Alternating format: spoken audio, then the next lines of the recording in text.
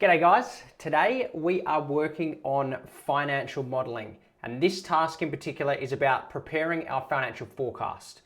What we want to achieve from this is to not only live our life from thinking about what has happened in the past, but also giving us the opportunity to be able to take that information that we know and push it out into the future so that we can then prepare or begin to have an understanding about what kind of company we're building for the future if we start to pull some of these levers. So some of the levers that we could pull would be around do we need more vehicle resources? Do we need to move into a workshop or move into a larger space?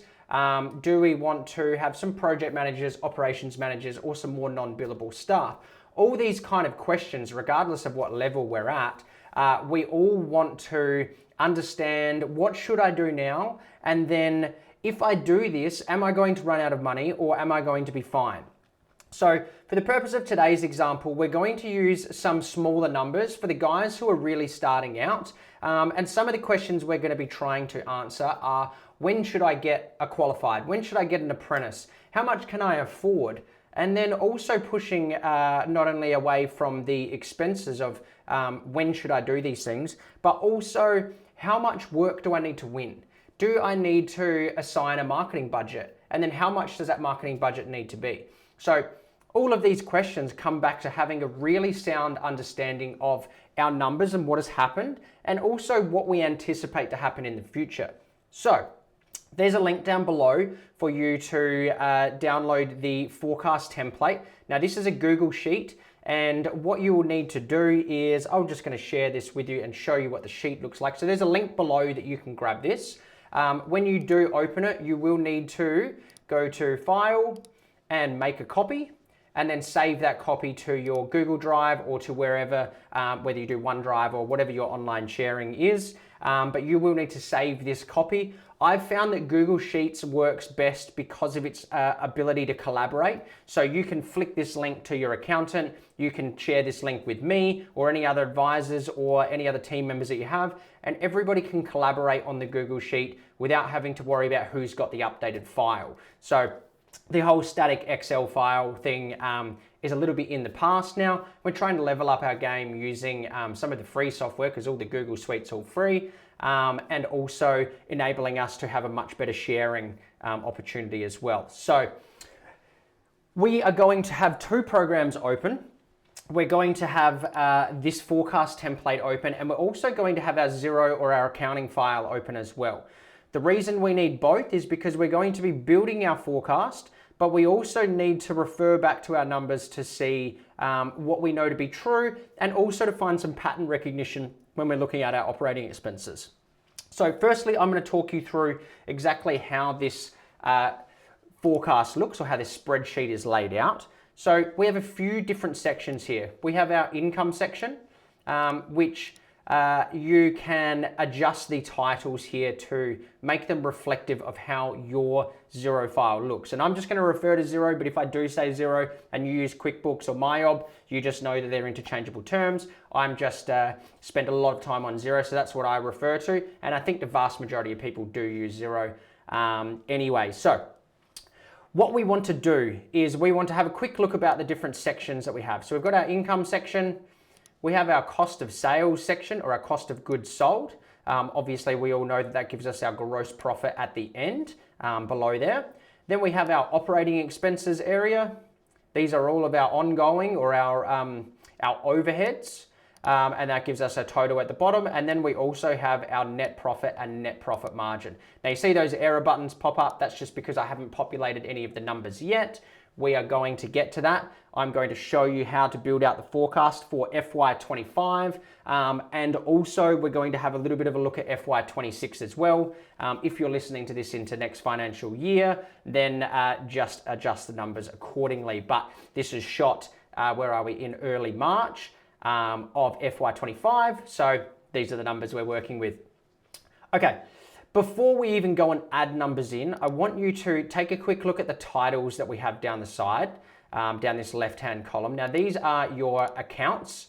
These are the same accounts that pop up in your profit and loss. Now I've just swapped over to zero here, and I am going to pull up our profit and loss just to give you a bit of clarity about how to lay out your spreadsheet so that it translates very nicely over to your zero file, so that things are very easy to look at, very easy on the eye. So I've just gone to accounting, profit and loss. I open up our profit and loss. It always opens up to this month.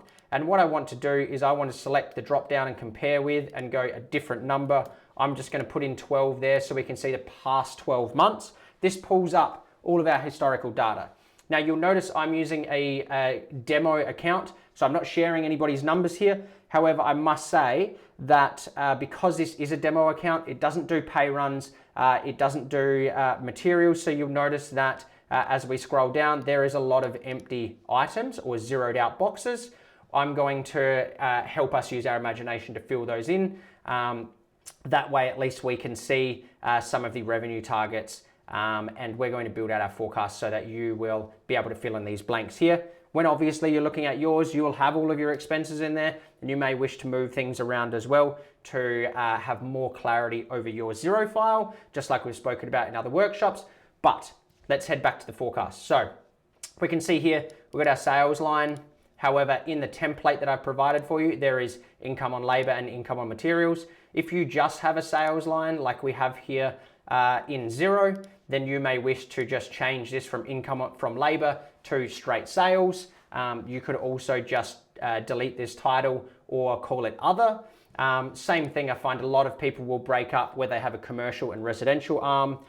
You might have sales, residential, sales, commercial, and that way you can adjust your titles here too.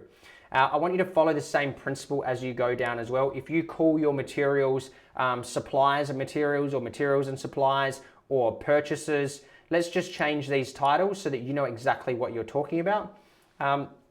Also, some of you may not yet have billable and non-billable split up. And when we get down to this section, I'll explain this to you. Not dissimilar to if you have some accounts where you do all of your insurances in one, as opposed to breaking up your vehicle insurances versus your public liability. By all means, change the titles so they suit how your zero file is set up. So I just want you guys to remember that this is your file, this is your spreadsheet, and you can customize it in any which way you want. Now I'm going to make a copy of this just like we've said that you need to, so that I don't edit my template, because I'm going to build this one out, and I may even drop this example there for you as well. So first things first, I'm going to change the title, and I'm going to call this video example of Alpha Tradie Financial Forecast. You obviously put in your company name there. Same down here. We're going to call this demo company. For our guys in demolition, they're going to fucking froth it because they can pretty much keep the same. You can also drop your logo in there if you really want, or you can keep my pretty logo there for brand recognition. So there's a couple things that we are going to do here. We are going to swap between your zero file and your forecast, because we want to start to establish what are some baselines or some things we know to be true. So we're going to start with our revenue line. We need to put in some estimations about what our revenue is going to be. But before we do that, we're going to put in our actuals. So let's just run under the assumption that we are in December at the moment, or we're in January, but we have December finished. So I'm going to go back over here, have a look at December. We're in January now. I'm also going to, for the purpose of this example, adjust our numbers and scale them back a little bit, just so it's a little bit palatable, a little bit more palatable for you guys to understand. I'm going to use some of these numbers down here, some of the things that are around the average 85K, because that's more representative or a better reflection of what a $1 million per year turnover company does. So if you don't already know the math behind it, 85 by 12 is a mil. That's generally a solid target to shoot for, is 85K months.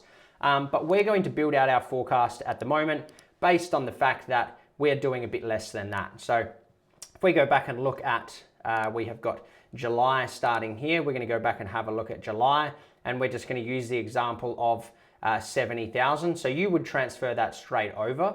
But what I'm going to do for this example is I'm going to half these numbers back down. So the reason I'm doing that is so that you can see how the model looks. So we're going to go 35,000 was my actuals in July. Then in August, we actually did 40. You'll be taking these from your actuals in Xero. I'm just going to speed through this so that we can get a really good reflection of probably how your numbers might look as well. We might even say that here we did 37. Then coming into October, things are ramping up a little bit. We're getting a little bit busier. November was really a big one. That got up to 54,000. And then December, we actually dropped slightly to a 49, just because it was a 3-week month and we couldn't keep up. And let's just assume as well, I know I said that we were going to start on January, but let's put January's numbers in. Let's just say January we did 22. Okay, now we have our actuals. We're just assuming that this is February now. We need to then, without looking at any of our expenses, we need to use our knowledge and our understanding of our company of what we are capable of achieving so that we can forecast this revenue out into the future. Now, we're going to use quite a broad assumption first, and then we're going to put all of our expenses in, and then we're going to establish when we should hire or when can we increase our capacity, and then we're going to come back and refine our revenue targets based on how much we can deliver. So for this example, we're going to say that we have 2 guys in the team. There's yourself and another guy, and that person is most likely a qualified, just to keep things simple. So we've got both of you, you're both qualifieds, and we're looking at some of the numbers that we've done recently, and we say, look, on average, we're probably doing 40,000 a month here. And that would say to me, and I'm just noting this for later, a little bit of unit economics, that generally speaking, within this company, within the numbers that we can see here, that we could assume that one person could deliver $20,000 worth of work. So when we go and work out later on, when should we scale revenue and how much should we scale it up? As we hire each person, we could potentially increase our revenue by another $20,000 per month. So some pieces in here as well, when you're saying, well, if one person could do 20,000 and we've got 2 people in the team, then how did we do 45 and 54 and also 49? This is where we have the discussion together and a moment for you to think about it of how hard was it in October, November and December? Were you guys working a lot of overtime? Were you doing Saturdays? Were you doing Sundays as well? If the answer is yes to a lot of those, then you're probably doing more revenue than one person could in a normal 40-hour working week. And that's where we'd say, okay, well, if that is true, then we could have probably used an extra person at that time.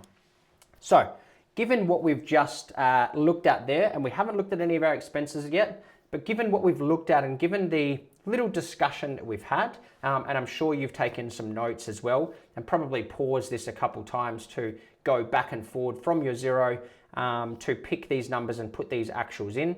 But we are now drawing out some hypotheticals to say, well, without being too smart about anything, we're just going to say that we can see one person can do $40,000 per month. We have 2 people. We could assume that if everything remained constant, we generally on average would do $40,000 of revenue.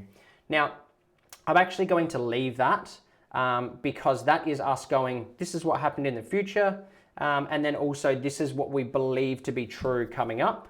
We're going to then add all of our expenses into the forecast and then come back to our revenue and have a discussion about how much work can we win and how many people will we need to deliver that work. And also the third piece to there, which is usually one of the larger barriers to growth, is actually how fast can I recruit?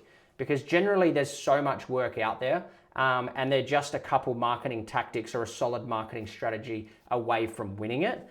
But one of the things that we usually find the largest barrier or the biggest hold up to our growth is how quickly can we actually take someone from recruit to into the team to fully optimized to delivering that $20,000 per month. So let's have a look at some of our expenses. You can see here I've got a formula built into the spreadsheet that just assumes that for every dollar we invoice out or for every dollar of sales we have, 30% of that goes to materials. Now, if you're a carpentry gang and you get materials provided on site, you may very well just decide to zero that out and delete that formula. However, if you are a electrician or you're a plumber, there's no doubt going to be a certain amount of materials that you supply on site. And for the purpose of this, I'm just going to pop that 0.3 back in. If you do as well, just on the topic of formulas, I know some people have not used them before. If you do find that you delete out one of the formulas by accident, you can quite easily just click on the box next to it. We can see the formulas up there.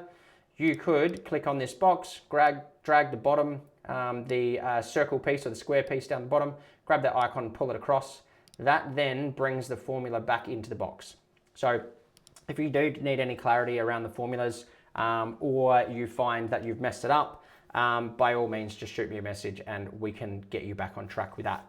But we need to establish now what is our percentage of income that we spend on materials. What is this percent? Is it 30%? Is it not? And how do we find that? So we go back to our Xero account and we look at our purchases or our materials or whatever your line is there. And what we also want to quickly check is to make sure that we don't have any other materials or any other suppliers or anything like that where we have multiple lines that effectively mean the same thing. And if we did, we would want to move them up to here. That would be a question for another workshop because I don't want to get into changing our chart of accounts. We have another one on that about knowing your numbers. And also that is something that your accountant or bookkeeper can help you with too. We're getting away from it though. What we want to see, and this is going to be a pretty poor example just because of the number of it, but we're coming back into our P&L. We want to go back to this month. We want to turn off our percentage of trading income, or we could actually, even for a better average, look at this financial year, compare with none. We're going to hit more. We're going to select percentage of trading income and hit update. So we can see here of purchases, we've spent 0.4% of our revenue on our purchases. For the purpose of this example, I want you to think about this and we'll just move the decimal place a couple points to say that we actually spend, let's just say 16% of our purchases or 16% of our income equates to our purchases. Sorry, I'm getting ahead of myself there.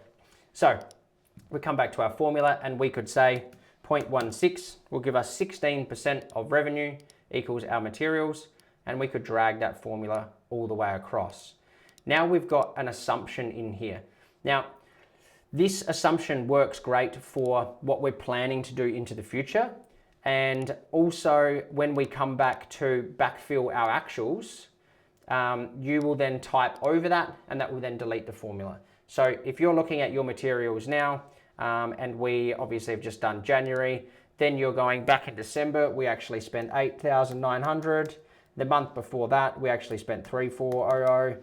You get the idea. You can remove out the formula with your actuals so that you can see exactly how much you spent. There will be months as well, not dissimilar to this example, where you have a really large one and you have a really small one. That could be just about invoice timing or when you paid the supplier account, potentially not exactly where the revenue lied or where the expense lied, sorry. So I hope that gives you a little bit of an understanding about how to estimate your materials or consumables. Once we have made this assumption, we're going to then add a note on the right-hand side, and we're going to go assumption, double S, assumption of, what did we say, 16% of revenue. So that is our assumption, just checking 16%, yep. That is our assumption. We're leaving these little notes for self. We can also delete out some of these other notes because we're not ready to provide those, or they are just a part of the template. So we have done some basic estimating of our revenue. We have our actuals versus what we think is going to happen. And we also have an assumption based into or factored into our financial model to estimate how much we're going to spend on materials. The discrepancy here between materials and consumables, you could, let's use the painting company example of materials is going to be paint, consumables could be, brushes and paper. Or if we're using the carpentry example, your materials could be timber and your consumables could be nails, guns, glues. Nails and glues, not guns. Guns will be in tools. But if you only have a single materials line, Same again, let's delete those rows out to make it more synonymous with how your Xero profile is laid out. Okay, now we're going to get into the fun part because we've only worked on the forecast page. Now we actually need to work on the drivers page. So if we have a look at the bottom, we've got the drivers page for FY25. This sheet here, we can put our information in and these totals will end up propagating back out to these totals here. And what this means is that we can break down how many people we want or how many people we have and how many people we anticipate to get. We can also factor in some contingencies for our non-billable staff as well. And we can put in some contingencies for our vehicle repayments too. What this means is we can say that we have, let's just put these guys in. Let's just go employee 1. He is a qualified at $6,800 a month. And because you're on site as well, we're actually going to use you as the example of employee 1. So we can change that to you. And then we can also have, let's call him Tommy. Tommy's on the team as well. And Tommy's paid a little bit less than you, but nonetheless, he's still a qualified. And there we go. We factored in both your salaries. Now let's have a look at how this looks on the forecast. I'm going to click back onto the other sheet. And we can see that your wages and salaries have now been added into here. It's also automatically calculated your workers' insurance. And I've put an assumption here of 4%. You could adjust that to how it is actually, what your actual rate is. Somewhere between, it's going to be between 3 and 5%, depending on how many claims you do, work cover incidents, all those kind of things. But nonetheless, 4% is pretty close. I've also put a contingency for your super in there. So you can see that formula automatically calculates super at 11.5%. Okay, we now have our billable employees. I want to just reiterate on this drivers sheet that if we were to think to ourselves, I wonder what it would look like if we now hired an apprentice in March. We could say, I'm going to budget to spend $3,400 a month on an apprentice, and we could drag that through. We could come back to our forecast and see that these numbers have changed. You can see the numbers jump here from February to March. And that's how we actually use this as a working model to see, I wonder what would happen if we did make that move. Now you could absolutely bring an apprentice in here, and then you could say 2 months later, I'm also going to factor in for a 3rd or 4th year who's a little bit more expensive. And you could stagger those people or stagger those moves as far apart or as close together as you want to model out what the company would look like if you did make these moves. Okay, the second phase to this would be if you are putting your time as half on-site, half off-site, if your company is a little bit larger, or if you're completely off-site, I would move you from our billable expenses down to our non-billable expenses. But for the purpose of this example, we're saying, pardon me, we're doing on average $40,000 a month. There's only 2 of us in the team. We're not going to worry about using ourselves or using the non-billable employees just yet. But I want you to know that when you start to think about FY26, when you start to think about the financial year ahead, and you want to remove yourself from site, this will let you know, when can I do that? Because you will not only need to replace yourself on site when we have our billable employees, but you can also drop your salary down below into non-billable and have a look at how that would look. You can also play with how much should I pay myself? Do I keep myself on the same rate? Or do I change my rate? Can I increase my rate? What would the company profit be if I was to pay myself $100,000 or $120,000? Okay, so I hope you understand the employee expenses component. If we do leverage subbies as well, you can use the same formula that we used for our materials. And if you go back over to your Xero file and you find subcontractors, I don't believe this demo company has any contractors in here. But let's just say that you have your subcontractors just below purchases and you spend 5% of your revenue on subcontractors. We could press equals. We would go back up to our total income. We would hit the star sign for multiply. And what did we say? 5%. So that would be 0.05. to give us the 5% calculation. And then we drag that box all the way over so that we can say, on average, we spend 5% of our revenue on subcontractors. This allows us to put a contingency into the future of how much we would spend on subcontractors if our revenue was to stay here. Now, the beauty of us doing this for our materials and our subcontractors is if we say in March, we're going to jump to 80, our materials goes up as well automatically because of that formula that we've embedded in here. And also our subcontractors goes up automatically as well.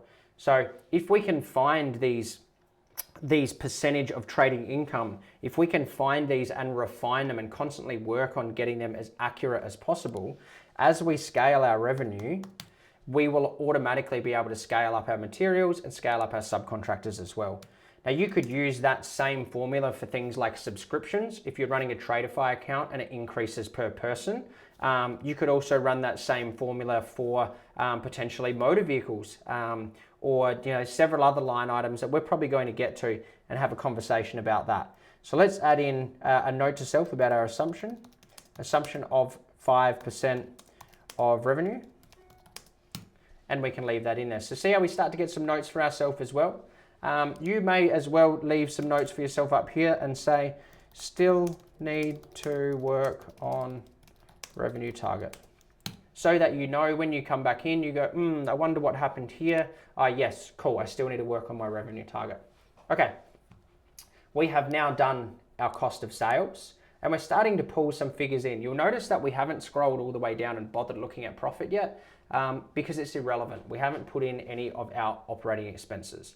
Also to that discussion, we're going to keep our non-billable staff empty.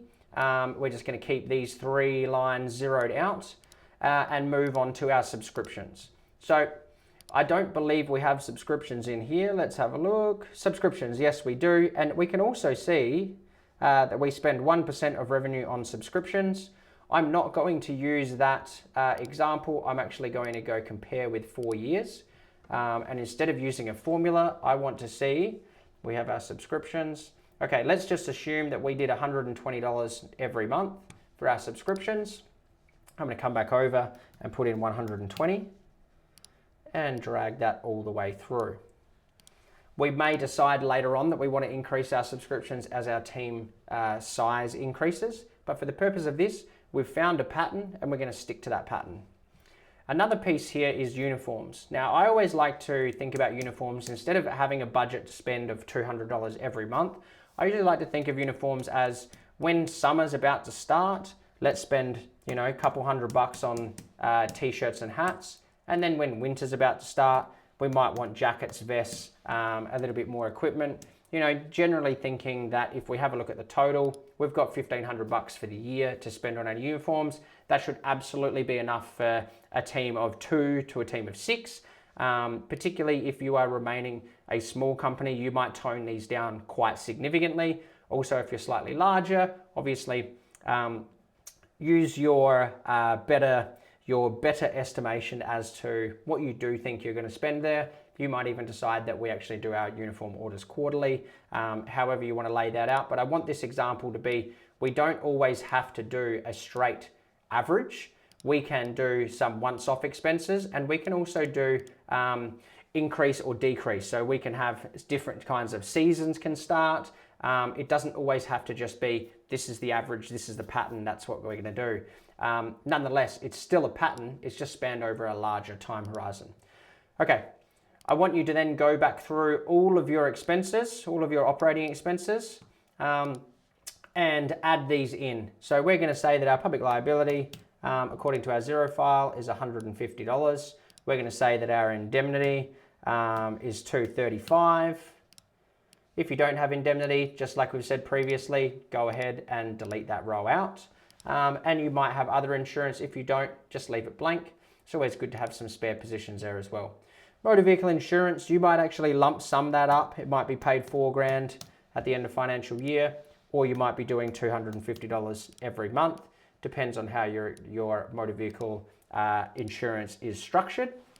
Then we want to think about our motor vehicle expenses and our fuel and our repayments. Now you notice this says that it's cash, not profit and loss. That's because as you buy vehicles, they are assets, so they don't sit in our forecast because our forecast is just month on month profit and loss. when you buy vehicles, because they're an asset, they sit on your balance sheet. But when we do grow our company, we end up buying more and more vehicles. And I don't want us to think that our profit is escalated because we've failed to add in some of the items that sit on our balance sheet. Now, it's very rare that you do have items outside of vehicle resources that take away from our operating profit. And that's why I've added this in. So let's have a look at what this means, this repayments. We're going back to our driver's sheet. We're scrolling down to motor vehicle repayments. And we might say that we've got a Hilux that costs us $1,000 a month. And we also have a Hi-Ace that's $560 a month. So we've got a bit of an older Hi-Ace there as well. Now let's have a look at how this draws the information back in. See, we've got our allowance there for our vehicle repayments. Now, as we were saying before, you can scale up and model out how things would look if you were to make a change. You might say to yourself, look, we want to buy a truck by May, and that truck is going to cost us $1,200 a month. So we're going to put that contingency in there, come over to our forecast, have a look at our motor vehicles, and we can see that money, that line spikes. And this is just like as we're playing with when should we hire somebody. You can put our assumptions of we're going to hire someone in May, and we're also going to get that person a vehicle, and then see how that looks as far as our profitability goes. But I'm going to delete both of those out just for the purpose of this, because we haven't got yet to that modeling piece.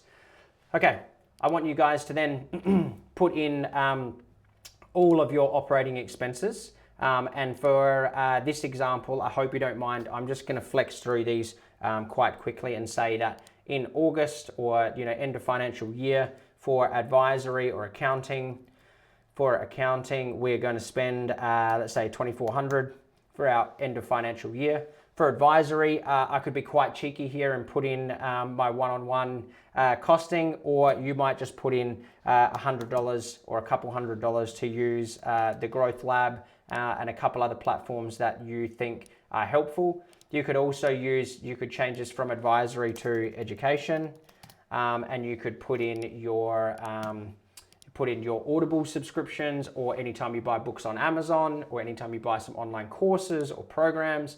Always good to have an education budget there. Then advertising. You're probably not spending anything on advertising at the moment, and we're going to come back to that. Bank fees. Almost always we spend about between $50 and $200 a month on bank fees, and you'll be able to pull that directly from your forecast. We can see this example says we spend $300 a month on bank fees, but I'm going to tone that back. If you don't have a credit card, don't worry about adding credit card fees in. Entertainment, I usually like to say we're going to buy a box of beer a month, or if you've got a bit of a larger team, that might be a couple, but generally we just want to do something nice for the boys every now and then. Tools and equipment. This is a good one because I need us to understand the difference between materials versus tools, because materials are a cost of goods sold, and they need to sit slightly further up with our cost of sales, so that we know exactly what our gross profit is on site, because those materials are things that we purchase and then we deliver on site and we get paid for them. Whereas our tools, like our guns, hammers, all of our tools, even our toolboxes and our vehicle fit outs, everything that we use on more than one site becomes a tool or equipment. And this is where we need to have an allowance here. Now, I'm going to jump back over to our zero file and see whether we have a tools account here. Let's just make an assumption that office expenses for this example is our tools, and we spend about $1,500 a month on tools. We can come back over and go 1,500 and drag this all the way across. Okay, I think you guys are getting the idea here. I don't think we're going to have office expenses. Telephone and internet, we're probably going to have about $150 there. You'll notice that I've guessed a couple of these things. I really want to reiterate the fact that you go back to your zero file and you find out exactly what that number is. If you're a real stickler for the details, try to get the exact figure. If you're a little bit more conservative, round up numbers like 120 to 150, round them up to the closest $50. So you've got a little bit of play there as well. And just for the rent and outgoings, I don't think we're going to be renting any spaces at the moment, given the company size that we have doing that $40,000 revenue. Now let's have a look at how this looks on profitability. These are our actuals, and you've added your actuals in, and then we've got our forecasted numbers after, and we can see how our profit is trending. Now, when we go over to our March area, our February, March, April, May, June, this is where we're now forecasting into the future. And we can see that if nothing changes and our expenses stay the same, so if all things remain constant, we will produce $12,050 of profit every month, or a 30% net profit margin. Now, the game we play here is to go, we felt the pressure of what October, November, and December were like, and you're saying to yourself, I wonder when we should hire someone. So let's go to our driver's sheet and say, what would happen if we hired somebody in March? And we're going to allow $3,500 there. We're going to add an apprentice in. Let's call it an apprentice. And let's give him a name. Let's call him Phil. I don't think there's going to be many young lads called Phil, so we don't have to call anyone out there. Let's say we're going to hire Phil in March, and we come back over to our forecast, and we jump down to profit, and we can see our $12,000 profit has now been taken away. We've actually reduced our profitability because we've taken on Phil. But what we haven't done is we haven't increased our revenue. So we're going to jump back up to the top and go, if we hire Phil in March, and Phil's a second or third year apprentice, if we hire him in March, and let's just use a good example where he starts on the 1st of March, how much is he going to contribute to our ability to deliver our work faster, to bring our program forward, to bring our pipeline forward? Phil might actually be able to help us turn a 40K month into a 50K month, because we can bring some of the work forward. We now have 3 people on the team instead of 2. So effectively, we have increased our capacity by 30%. But what we also need to factor in here is that as Phil joins the team, he's still new, and it's going to take him a while to understand how we do things. So instead of just grabbing that $20,000 per person that we've said previously and dumping it straight in, that could be a little bit too optimistic. So what we're going to say is Phil's going to start in March, and he's going to be able to deliver about half of what he should be. But by the time we get to April, Phil is actually going to be able to deliver as much as we can, or at least be a really good, helpful part of the team. What we can say here now is because we have Phil in the team, our new normal baseline revenue should increase up to $60,000. And we come back down to our profit and see how that changes. We've now turned our $12,000 or $12,500 a month profit up to $24,000 because we've taken on one person that costs us $3,500, $4,000 a month to run, but he can actually produce an extra $20,000. So he's effectively giving us an extra $16,000 worth of profit. Now, there could be some things here that will need to increase as we brought Phil in March. We're going to go back down our employee expenses and also our operating expenses and see which one of these things might change. We might actually have to say that in advertising, we needed to spend $1,500 in February in order to find Phil for our recruiting budget, whether that was some social media ads, whether that was a Seek ad, but we needed to actually spend some money there. And this is the beauty of the forecast, is we can say, we want to do this in March, then what do we need to spend now in order to make that happen? Also, we're going to have a look down and we might say, okay, Phil started in March. In the month of March, we actually need to spend an extra $1,000 to get a few bits and pieces so that we can run 2 guys out of the same vehicle. We need to stock up our vehicle a little bit further. And we could also go over here and say, equipment purchased for Phil to start in March. And we can leave ourselves some indicative or some notes on the side there so we can see why is that going up. Okay, let's even be a little bit more aggressive now just for the purpose of this example. We've brought Phil in March. 2 months later, we've actually won a large job and we need another guy to come in and we're going to get it qualified. And he's actually going to be paid $7,200. He's actually a really experienced guy because now we're moving from a little bit of our resi work to a little bit of commercial and we needed this guy with all of his experience. We come back over. That automatically populates our billable employees, and then we come down and see our profit moves from 24 back down to 15. Now, a good piece here is that we've just got that new guy in. What are we going to call him? Let's call him John. Let's say we've got John in, our commercial boy. Now, we brought John in and our profitability has gone down, but we also haven't factored in any revenue change for John. So we come back up and we go, John's going to come in. John's going to be able to provide an extra $10,000. So we add that onto our 60 to make it 70. And then also John gets up to speed after the first month. And voila, we're up to $80,000 per month. And we come back down to see our profit and how does that affect? Okay, we've now seen a larger profit than we've ever achieved before, but there could be something missing because we've just hired 2 people, but we haven't changed any of our vehicles. So we're going to come back over here and say, well, as we brought Phil in March, we're probably going to think about when do we need a vehicle. We might get a vehicle for Phil to drive, or in May when we actually bring John in, we're going to get that truck that we've wanted and we're going to do it at the same time. So we're going to add that over, drag those numbers across, and then we come back down and we can see our profit has moved down ever so slightly. But because we've added a vehicle, there's some more expenses that we need to add. Now, just quickly, I'm going to add $250 a month for fuel for the 2 vehicles that we have. Now, we've just added our truck in, so we're going to actually change this to an extra $250 a month. That's basing off a very broad assumption. It might really actually be $500 per month if you're doing a tank a week. And also our running costs in here, we're just going to say that we spend $1,000 a month on running our vehicles. Now that's probably a little bit too much. Let's say that per vehicle, we're going to spend $2,000. So we've got $2,000. Let's put it down to 500. Pull that across. That's going to give us 6,000. That could even be a little bit too much for our motor vehicle expenses. But what I wanted us to think about as we got our truck, I just got sidetracked a little bit there. As we've got our truck, we're coming back down to tools as well and go, we're going to need to spend $6,000 on top of our normal $1,500 to take it to $7,500 to fill out that truck, because we've now bought a new vehicle with a whole bunch of equipment. So we can see that that has an effect on our profitability.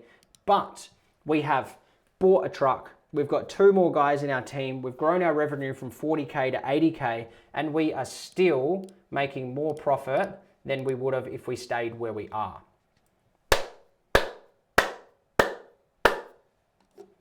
I hope that this hasn't been too much of like an expression session or something that is too unrealistically over optimistic. But I see this pattern happening a lot where we've got a couple guys in our team. We're not sure where or who or how to make the next move, and we don't have any financial model to help us understand how we can see what would happen in our company if we were to pull some of these levers, if we were to make some of these changes. So I want you to think about this forecast. I want you to have it open as well and start to propagate it yourself. Start to do your actuals versus your forecasted. Think about some of the things that you want to do, some of the changes that you want to make. Do you want to remove yourself from sites? So you're going to need to bring a qualified in order to do that. Or do you have quite a few experienced guys in your team and you need to bring on some apprentices so that we've got some new blood coming up through the team that are also pretty affordable as well, because the apprentices are obviously a lot cheaper. There are so many questions and so many different ways that each different company operates that this model allows you to not just follow my example, but use your numbers of exactly what's happening in your company to be able to see what is my next move and what is the next right thing that I should be doing. So I hope you guys have found this very insightful. And once you do build it out as well, please drop me a message to let me know how it goes, because this is ever evolving and I'm trying to do my best as well to share such in-depth kind of CFO, Chief Financial Officer type information. And if you're on your first time looking at a spreadsheet, this can all be quite daunting as well. So please let me know how you go. And also, once you do finish this current financial year, I want to test you on the financial year ahead.